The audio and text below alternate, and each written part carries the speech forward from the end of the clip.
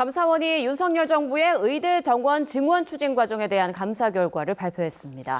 증원 규모 결정이나 배정 방식이 모두 주먹구구였다는 게 감사원의 판단으로 당시 대통령실의 의중이 강하게 반영된 것으로 드러났습니다. 취재기자 연결합니다. 이종원 기자, 먼저 증원 규모 관련 내용부터 전해주시죠. 네, 윤석열 정부는 지난해 2월 2025학년도부터 의대 정원을 2,000명 증원한다고 발표했습니다. 2035년이 되면 의사 인력이 15,000명 부족하다는 전망이 이 같은 증원 규모를 결정한 중요한 근거가 됐습니다. 그런데 2035년 부족한 의사 수를 추계한 과정에 모순이 있었다는 게 감사원의 감사 결과입니다. 당시 복지부는 현재 부족한 의사 인력이 5,000명가량이고 세계 연구보고서가 예상한 향후 부족 의사 인력 10,000명을 더했는데요.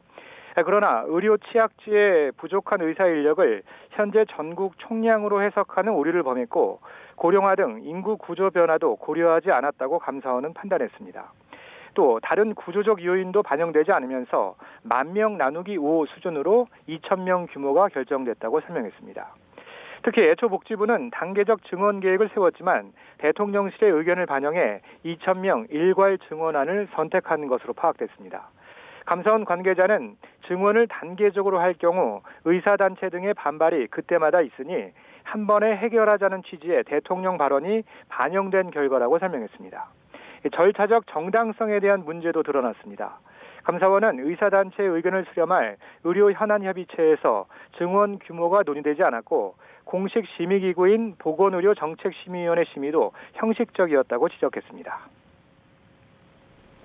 네, 그리고 대학별 정원을 배정하는 과정에서도 문제가 드러났다고요? 네, 그렇습니다. 지난해 2월 교육부는 의대 증원 규모가 결정된 뒤 대학별 정원 배정을 위해 배정위원회를 구성했는데요. 정작 의대 교수는 참여하지 않는 등 교육 여건을 평가할 역량을 갖춘 인사들로 구성하기 위한 검토가 부족했다는 게 감사원 판단입니다.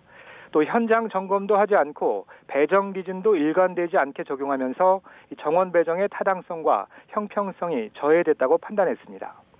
이번 감사는 지난 2월 국회가 의대 증원 추진 과정에서 드러난 6개 분야에 대한 감사를 요구하면서 진행됐는데요. 감사원은 현재 정부가 2027학년도 의대 정원 조정을 위한 의사 인력 수급 체계를 진행 중으로 이번 감사 결과를 반영할 필요가 있어서 우선 2개 분야에 대한 감사만 처리했다고 밝혔습니다.